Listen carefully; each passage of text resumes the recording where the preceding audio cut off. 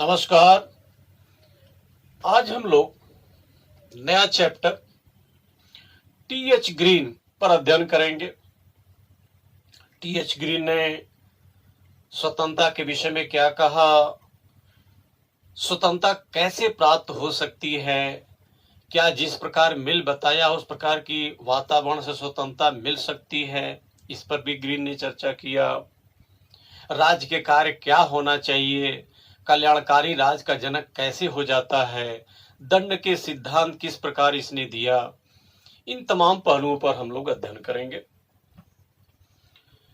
मैंने कई चैप्टर को लिंक कर दिया है, आप वीडियो देख रहे होंगे और आपको समझ में आ रहा होगा कि एक दूसरे से लिंक है। लिंक कर देने से क्या होता है कि बड़ी आसानी से आपको समझ में आ जाता है और जिससे क्या होगा, कहीं भी कॉन्सेप्ट आएगा बड़े सास्ता से उसको हल कर लेंगे और किसी प्रकार की कोई दिक्कत नहीं आएगी।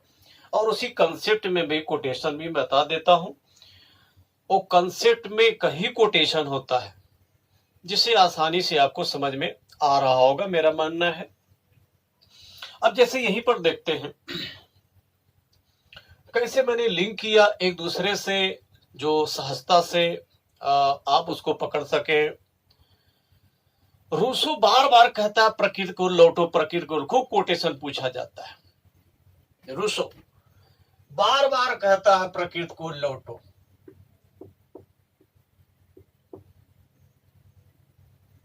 क्योंकि वही खुशियां थी, अज्ञानता, भोलापन, गरीबी थी, लोग खुश थे। सॉरी।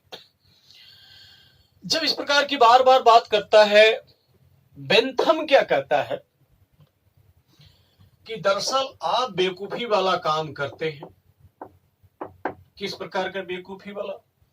कि प्राकृतिक अवस्था में लौट कहां सकते हैं? अब तो लौट सकते नहीं। तो सबसे बढ़िया तरीका क्या है? सबसे बढ़िया तरीका कि मनुष्य को जहां मजा आ रहा है उसको बता दे, लौटने की तरफ जरूरत ही नहीं है। जिसको जहां मजा आ रहा, अधिकतम व्यक्तियों का अधिकतम मजा, अधिकतम व्यक्तियों का अधिकतम सुख बता दे, जहां जिसको मजा आ रहा वो क्या बना दिया जाएगा सॉरी, वो कानून बना दिया जाएगा और वो कानून लागू कर दिया जाएगा देश के ऊपर, जनता के ऊपर। तो लोगों को मजा मिल जाएगा, मजा संबंधी कानून बन जाएगा। जिसको जहां मजा आ रहा है बता देगा, बना देगा, कानून बन गया तो लागू हो गया, तो उसको मजा मिलना शुरू हो जाएगा। बेंथम का जो चिलवा था जिसका नाम J.S. मिल, J.S. मिल, हम लोगों ने देखा चिलवा क्या कह रहा है, गुरुजी कौन बताएगा कि मुझको कहां कहां मजा आता है? वो बताएगा ही नहीं। आप लोग भी बड़े, आप लोग भी जानते हैं, बहुत जगह मजा आता होगा, आनंद आता होगा। अगर ये कह दिया जाए कि बताओ तो शायद ना बताएं। बहुत से लोग ऐसे हैं, तो बताएगा ही नहीं। बताएगा तब ना कानून बनेगा, वो बताना ही नहीं चाहेगा। चिलवा क्या कह रहा है कि अगर वास्तव में चाहते आनंद आए, मजा आए, तो लोगों को छोड़ दिया जाए, स्वतंत्र छोड़ दिया जाए। इसीलिए अपनी पुस्तक का नाम ऑन लिबर्टी रखा, स्वतंत्रता रखा। उसमें क्या दिखाया कि व्यक्ति अपने मस्तिष्क और शरीर का क्या है, मालिक है, संप्रभु है। जिसको जहां मजा आए उसको छोड़ दिया जाए, वो अपना आनंद की अनुभूति कर लेगा। ग्रीन कहता है कि अगर ऐसे छोड़ दिया गया तो व्यक्ति स्वतंत्र नहीं हो जाएगा, वो संकीर्ण प्रवृत्तियों का दास हो जाएगा। कैसे हो जाएगा वो हम लोग देखते हैं। ग्रीन ये भी इंग्लैंड में ही पैदा हुआ था। इसकी जो फेमस पुस्तक हुई राजनीतिक दायित्व के सिद्धांत पर व्याख्यान, इसको इंग्लिश में कहा जाता है lectures on the principle of political obligation. जो ग्रीन के राजनीतिक विचार हैं वो क्या कहता है, जहां पर मिल कहता था कि व्यक्ति को स्वतंत्र छोड़ दिया जाए, एकदम स्वतंत्र छोड़ दिया जाए। अगर स्वतंत्र छोड़ दिया जाएगा, राज उसे बिल्कुल हस्तक्षेप न करे, तो लोग स्वतंत्रता का अनुभव कर लेंगे। ग्रीन क्या कहता है कि स्वतंत्रता न तो केवल हस्तक्षेप का अभाव मात्र है और न ही मनमानी करने की छूट। ये स्वतंत्रता नहीं है। क्या कि हस्तक्षेप न हो, ये स्वतंत्रता नहीं, मनमानी करने की छूट। अगर ऐसा कर दिया गया जैसा कि मिल कह रहा है कि व्यक्ति अपने मस्तिष्क शरीर का मालिक है, उसको जो व्यक्तिगत मामला हो उसको करने दिया जाए, वो शराब पिए, जुआ खेले, वो चाहे जो काम करे उसको करने दिया जाए। ग्रीन कहता है अगर ऐसा वातावरण विकसित कर दिया गया, अगर ऐसे अधिकार दे दिए गए, ऐसी स्वतंत्रता दे दिया गया, तो व्यक्ति स्वतंत्र नहीं, वो संकट प्रवृत्तियों का दास हो जाएगा, वो विकृत मानसिकता का शिकार हो जाएगा, वो स्वतंत्रता का अनुभव कर ही नहीं पाएगा, क्योंकि उसके लिए वातावरण का विकास होगा ही नहीं। तो मिल क्या करता है? मिल क्या कहता है? मिल कहा था कि स्वतंत्रता साध्य है, बाकी चीजें क्या है? गौण है। वो व्यक्ति को सबसे ऊपर रखता है। तभी तो कहा कि व्यक्ति अपने मस्तिष्क शरीर का क्या मालिक है, जो मर्जी करे सो करे।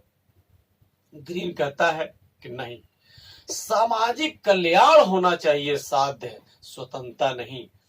क्योंकि अगर हम जब तक हस्तक्षेप नहीं करेंगे, जो वातावरण विकसित करना है वो नहीं करेंगे, तब तक वास्तव में स्वतंत्रता नहीं मिल सकती। ग्रीन क्या कहता है? ग्रीन कहता है स्वतंत्रता कैसे मिले? सिर्फ कह देने से नहीं कि व्यक्ति स्वतंत्र हो गया, मिल गया, तब तो अराजकता फैल जाएगी।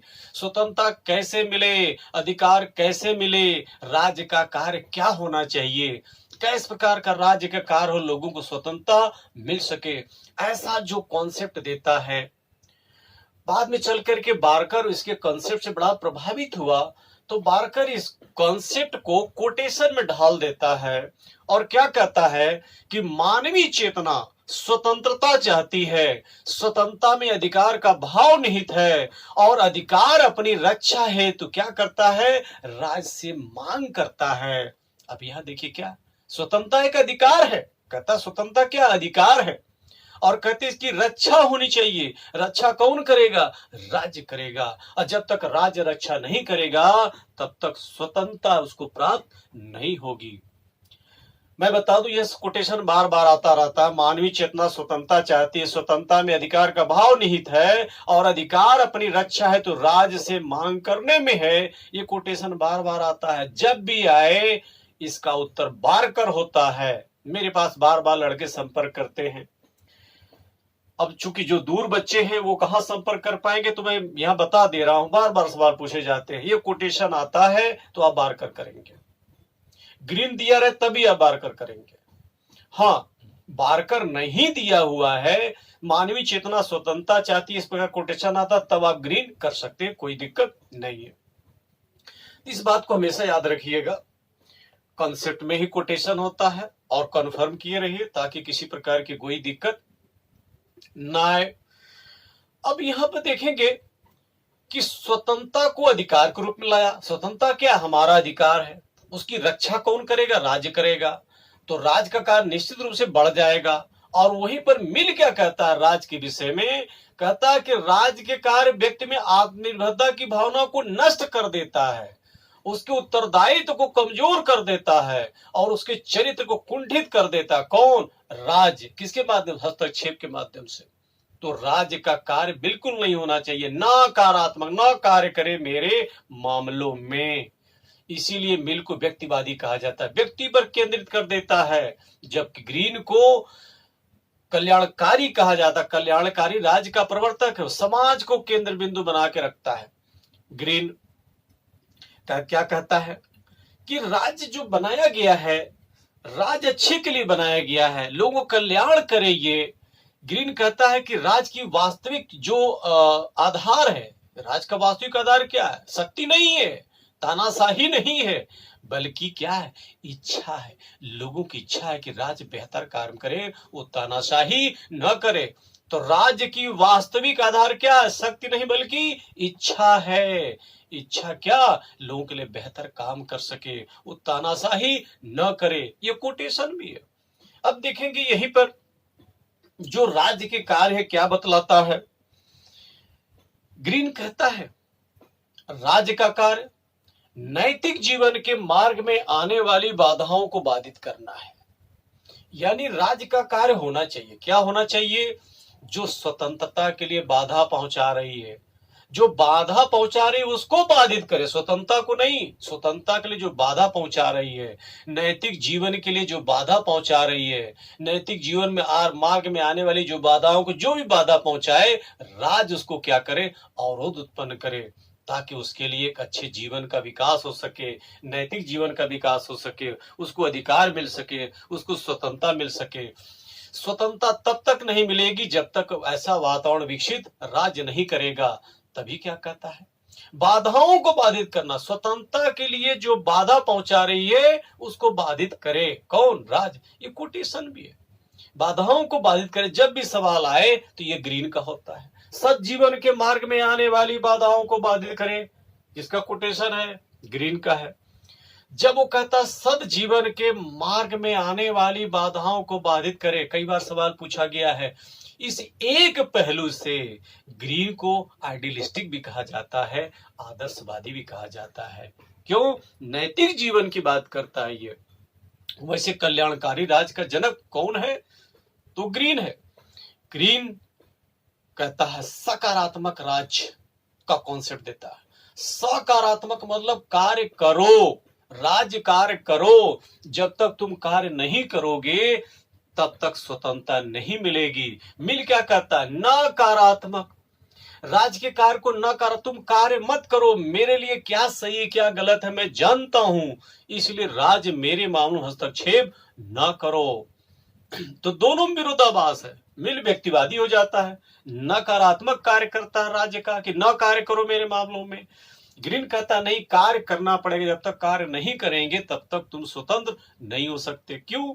अगर पूरी तरीके से फ्री छोड़ दिया जाएगा तो जानते हैं अक्सर लोग गलत रास्ते चले जाते हैं, संकीर्ण प्रवृत्तियों का दास हो जाते हैं, शराबी हो जाएंगे, जुआरी हो जाएंगे। अक्सर आप देखे होंगे कि जो बच्चे हैं चाहे युवा हैं, एकदम वो ऐसे रास्ते पे चले जाएंगे, बाद में उनको लगेगा यार कि क्या हो गया। क्योंकि पहले नजर में देखोगे जो गलत चीजें होती हैं वही अच्छी लगती हैं, अच्छी चीजें जल्दी अच्छी नहीं लगती। जब तक समझेंगे तब तक रास्ता उनका भटक चुका होगा। तो जिम्मेदारी बनती है। देखेंगे छोटे छोटे बच्चों को आप इंटरफेयर करते हैं। इंटरफेयर क्यों करते हैं? इसलिए इंटरफेयर करते हैं ताकि उनके व्यक्तित्व का विकास हो सके, वो आगे बढ़ सके। अगर इंटरफेयर नहीं करेंगे तो बच्चे गलत रास्ते पे चले जाएंगे। आप जो इंटरफेयर करते हैं उनकी स्वतंत्रता के लिए, उनके अधिकार के लिए, उनके कल्याण के लिए, समाज के कल्याण के लिए, उनका बेहतर जीवन हो सके, इसलिए इंटरफेयर करते हैं। वो इंटरफेयर तानाशाही नहीं होता, उनके व्यक्तित्व का निर्माण होता है, एक कल्याण की बात होती है, समाज के लिए उपयोगी होता है, उनके लिए भी उपयोगी होता है। अगर बिल्कुल फ्री छोड़ दिया जाए तो शराबी, कबाड़ी, जुआड़ी न जाने क्या क्या हो जाएंगे, जैसा कि मिल ने एक कॉन्सेप्ट दिया हुआ है। तो यहां पर ध्यान रखने की जरूरत है। नैतिक जीवन की बात करता है, समाज की बात करता है, समाज और नैतिक जीवन की बात आती है तो ग्रीन ने देखा था कि दंड के सिद्धांत भी प्रचलित थे। दंड के सिद्धांत, तो दंड के सिद्धांत भी आता है। दंड के सिद्धांत, ये भी कई बार सवाल पूछे गए हैं। दंड के सिद्धांत, सामान्यतः 3 प्रकार के दंड के सिद्धांत उस समय प्रचलित थे। पहला प्रतिशोधात्मक,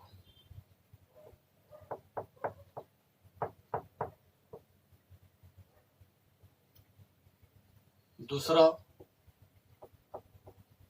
निवारणात्मक,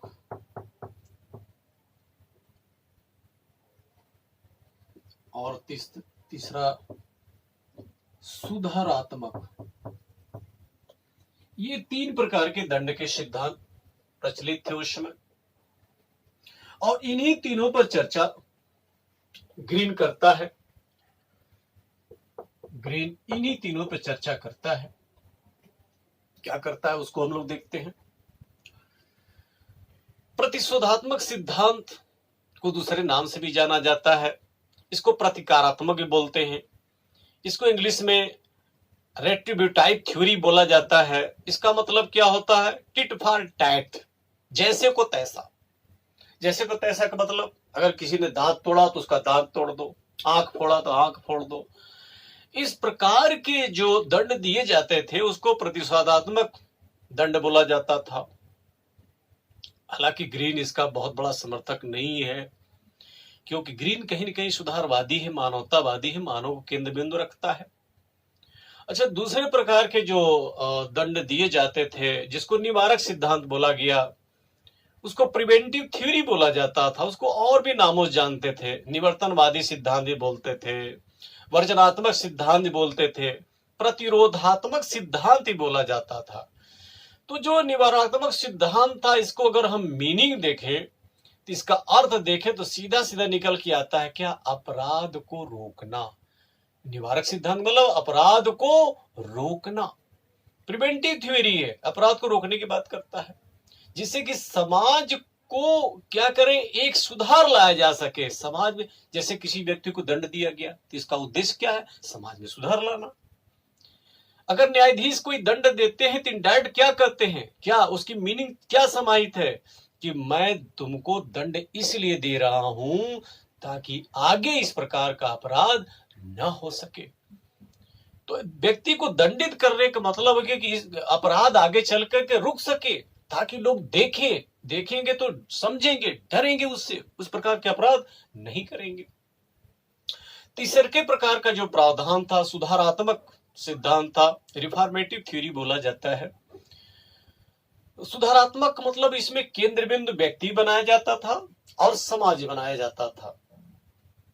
इसमें व्यक्ति कैसे बनाएंगे, समाज कैसे बनाएंगे? इसमें मानवता को केंद्र बिंदु माना जाता था, व्यक्ति को केंद्र बिंदु माना जाता था। दंड का मतलब सुधार, दंड का मतलब कोई बदला नहीं, दंड का मतलब कोई फांसी नहीं, दंड का मतलब कोड़ा नहीं, मारपीट नहीं, सुधार। किस प्रकार से सुधार लाया जा सकता है, इस पर विचार किया जाता था। माना जाता है कि मनुष्य में सुधार की गुंजाइश बहुत ज्यादा होती है, उसमें सुधार लाया जा सकता है, कोशिश किया जाना चाहिए।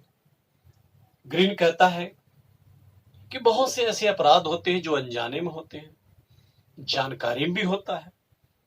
कई बार ऐसा होता है कि अनजाने में अपराध होता है और उसकी सजा मिल जाती है, व्यक्ति अपराधी न रहते हुए अपराधी का रास्ता पकड़ लेता है। तो ग्रीन कहता है कि सुधार गुंजाइश पूरी है, उसमें सुधार किया जाना चाहिए। और किस प्रकार से सुधार हो? कहता है कि किसी भी अपराधी को जो सुधार की बात की जाती है उसको फांसी नहीं होना चाहिए, उसको आर्थिक दंड नहीं होना चाहिए, उसको किसी प्रकार का मारना नहीं चाहिए, कोड़ा वगैरह कुछ नहीं देना चाहिए, केवल उसको कारागार में बंद करके रखना चाहिए। और उसका उद्देश्य क्या होना चाहिए? सुधार होना चाहिए। सुधार किया जा सकता है, ऐसे एटमोस्फियर बनाना चाहिए। एटमोस्फियर कैसे हो सकता है? वो शिक्षा से हो सकता है। वो कैसे हो सकता है? स्वास्थ्य की बात हो, मेडिकल की बात हो। जब ग्रीन कहता सद जीवन के मार्ग में आने वाली बाधाओं को बाधित करे राज्य, तो इसका बड़ा व्यापक अर्थ है। ऐसा एटमॉस्फेयर विकसित हो जो अपराध को कम किया जा सके, लोग अपने आप को स्वतंत्रता का अनुभव करें। ऐसे एटमॉस्फेयर शिक्षा के माध्यम से भी आ सकता है, ये स्वास्थ्य के माध्यम से आ सकता है, जागरूकता के माध्यम से आ सकता है, नैतिकता के माध्यम से आ सकता है। अगर व्यक्ति नैतिक हो जाए तो अपराध अपने आप ही बहुत कम हो जाते हैं। तो इस प्रकार के वातावरण का विकास होना चाहिए। और जो नैतिकता के मार्ग में बाधा आ रही है, राज उसको क्या करेगा? बाधा पहुंचाएगा, उसकी व्यवस्था करे ताकि नैतिक जीवन का विकास हो सके। आप भी देखे होंगे, छोटा बच्चा अगर मान लीजिए 1-2 रुपया चोरी कर लेता है तो आप उसमें सुधार की पूरी गुंजाइश रखते हैं, उसको समझाते हैं, उसको डांट भी देते हैं। और जो आप उसको समझाते हैं कि बेटा पैसा मत निकालो, हम तुमको दे देंगे, धीरे धीरे अब उससे क्या होता है, अगर तुम ऐसा चोरी करोगे तो ये होगा, बाद में चल के पुलिस पकड़ लेगी, तमाम चीजें उसको समझाते हैं तो उसके अंदर सुधार की बात आती है। और उसके अंदर सुधार आया तो ऐसे ऐसे लोगों के अंदर सुधार आएगा तो समाज के अंदर सुधार आ जाएगा। इस तरीके से समाज को सुधारा जा सकता है। कई बार गलतियां अनजाने में भी हो जाती हैं, आप सजा दे देंगे तो भड़क जाएगा, अनजाने में ही छोड़ देना चाहिए, लेकिन उसके साथ साथ उसको सिखाना भी जरूरी है। अगर जानकारी में हुई है तो सजा का उद्देश्य मानव कल्याण, मानवता होना चाहिए, व्यक्ति पर केंद्रित होना चाहिए।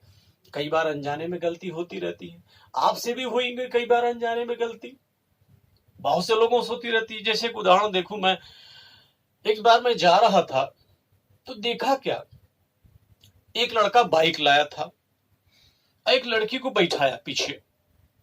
सामान्य लग रहा होगा बात, ये तो सामान्य बात है, लेकिन आगे देखिए क्या होता है।